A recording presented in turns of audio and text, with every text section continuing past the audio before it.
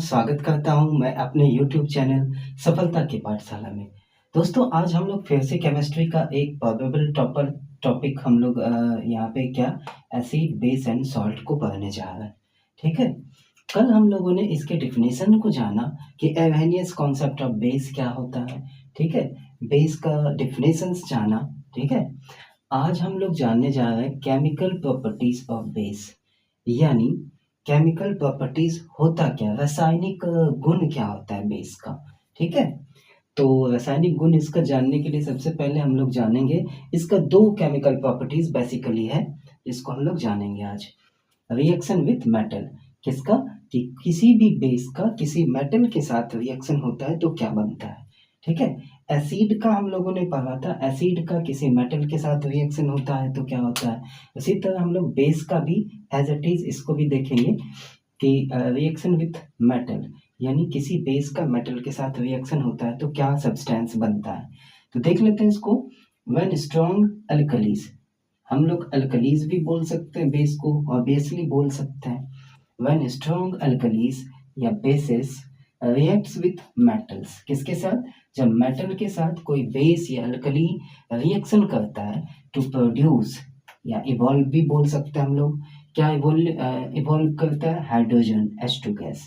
यानी कहने का मतलब है कि कोई भी बेस हो, स्ट्रॉन्ग बेस हो, क्या होगा, किसी भी मेटल के साथ रिएक्शन करेगा तो मेनली क्या, हाइड्रोजन गैस तो रिलीज करेगा ही, इसको छोड़ के क्या करेगा, एक कैसा, ये स्ट्रॉन्ग बेस है तो कैसा सॉल्ट बनेगा, बेसिक सॉल्ट बनाएगा। दस these basis should be kept in metallic, और इसी बेस को हम लोग क्या रखते हैं, मेटेलिक कंटेनर में करके स्टोर करके रखते हैं। ठीक है? समझ में आया। ओवरऑल ये हुआ कि कोई भी मेटल जब भी किसके साथ, बेस के साथ रिएक्शन करेगा तो क्या बनाएगा, हाइड्रोजन गैस का तो इवॉल्व करेगा ही, हाइड्रोजन गैस को इवॉल्व करेगा ही, उसको छोड़ के एक क्या बनाएगा, बेसिक सॉल्ट बनाएगा। ठीक है? बस दिस, इसको हम लोग किसमें स्टोर करके रख सकते हैं, बेस को मेटेलिक कंटेनर में। एग्जाम्पल देख लेते हैं। जिंक, ये बहुत ही इंपॉर्टेंट है, आप इसको देख लेंगे एग्जाम्पल्स को। जिंक को किसके साथ, NaOH, NaOH क्या है, सोडियम हाइड्रोक्साइड। सोडियम हाइड्रोक्साइड क्या होता है, स्ट्रॉन्ग बेस होता है। जब किसके साथ रिएक्शन किया, यहाँ पे देखिए, जिंक के साथ रिएक्शन किया तो क्या बनाया, Na2ZnO2, जो कि एक्वस मीडियम में रहेगा, प्लस हाइड्रोजन गैस क्या करेगा, यहाँ पे इवॉल्व करेगा।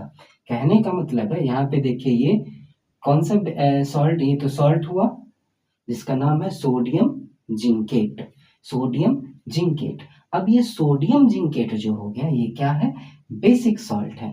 ठीक है? ओवरऑल बेस, एक तो सॉल्ट बनाया बाय प्रोडक्ट, और बनाया क्या, और इवॉल्व क्या हुआ, हाइड्रोजन गैस। क्लियर? दूसरा एग्जांपल लेते हैं, एसएन। SN means tin. ठीक है? टीन का जब किसके साथ रिएक्शन होगा, उसी स्ट्रॉन्ग बेस के साथ, सोडियम हाइड्रोक्साइड। ये balance equation, balance chemical equation मैंने पहले कर चुका है। ठीक है? आपको यदि बैलेंस करने के लिए एग्जाम में आएगा तो आप कर सकते हैं। एसएन, जैसा कि चैप्टर 1 में भी मैंने बताया है केमिकल इक्वेशंस को कैसे बैलेंस किया जाता है, वैसा होगा तो एग्जाम के टाइम पे मैं इसका अलग से भी वीडियो बना दूंगा।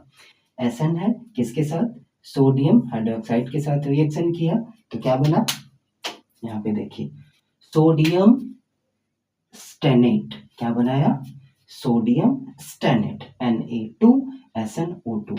ये क्या हो गया, सोडियम, ये पे देख लीजिए, सोडियम स्टेनेट। क्लियर है?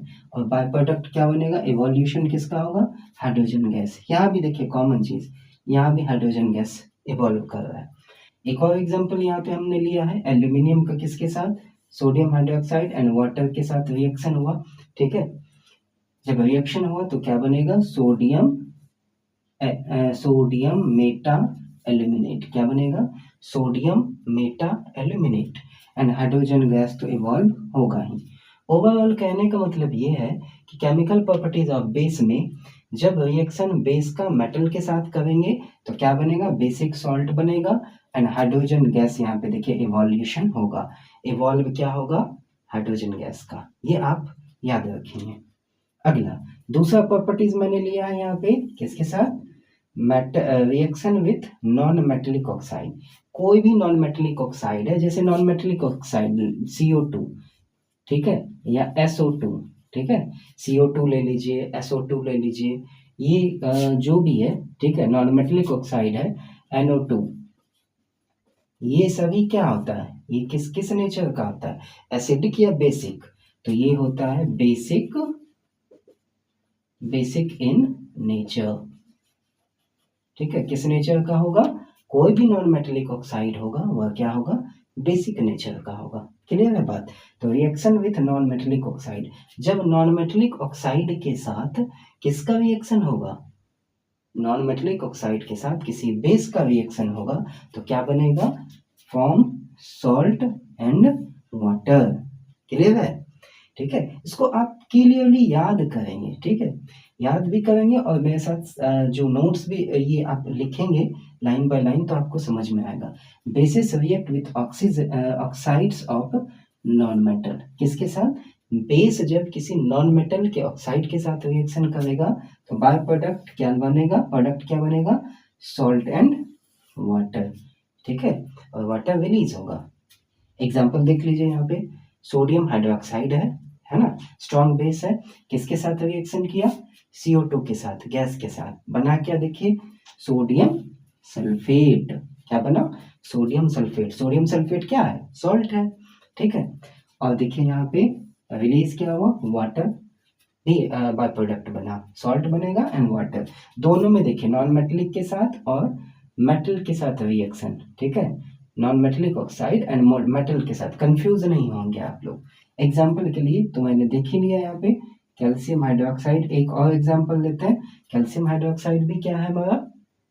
कैल्शियम हाइड्रोक्साइड क्या है? एसिड है या बेस है? तो ये क्या है? बेस है, ठीक है, किसके साथ? SO2 के साथ। SO2 क्या होता है? Sulphur dioxide. ये किस नेचर का होगा? बेसिक नेचर का। SO2 क्या किया? रिएक्शन जब किया तो बना CaSO3 प्लस वाटर। देखिए यहाँ पे कॉमन चीज क्या आ रहा है सब में? वाटर, वाटर रिलीज हो रहा है। क्लियर?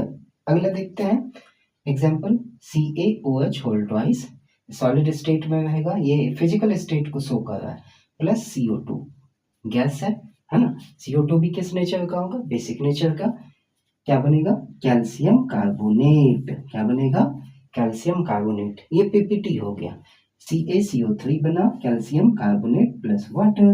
क्लियर है? Calcium carbonate plus water.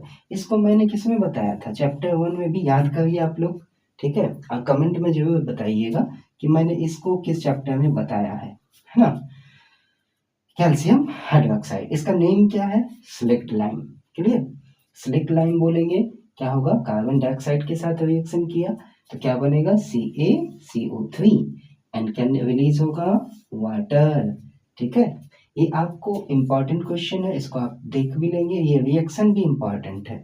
बनेगा कि कैल्शियम हाइड्रोक्साइड X एक सब्सटेंस है, X एक सब्सटेंस है जिसको जिसमें कार्बन डाइऑक्साइड को पास किया जाता है तो एक PPT बनता है, ठीक है, जिसका यूज हम लोग व्हाइट वॉशिंग में यूज करते हैं, ठीक है।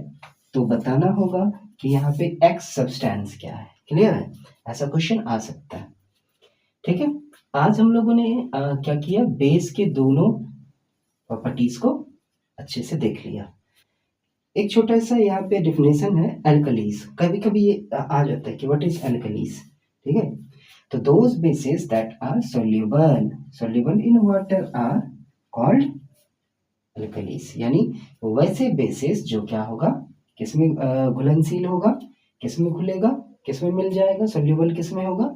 वाटर में, तो उसको क्या कहेंगे? हम लोग अल्कलीज कहेंगे। क्लियर है? अल्कलीज। एग्जाम्पल के लिए देखिए, दो तरह का बेस होगा, एक क्या होगा?